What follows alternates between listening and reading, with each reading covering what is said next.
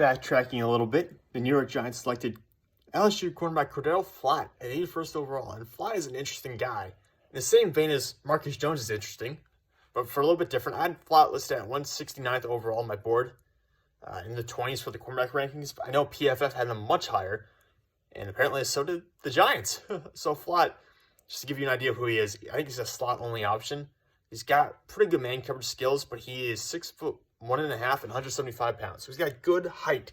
Well, 175 pounds does not fly in the NFL, not at corner.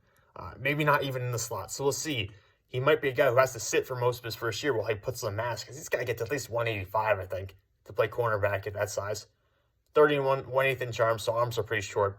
Definitely a slot option in my opinion. Tackling will be a constant concern in the NFL.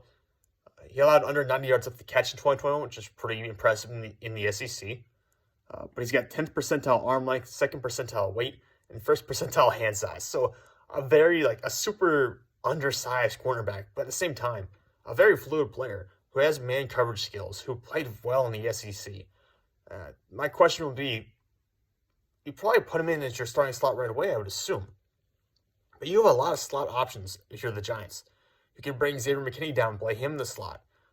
We know that you've got Darnay Holmes who can play in the slot. You've got Aaron Robinson, who was projected to be a slot cornerback because he's already a smaller guy coming out last year.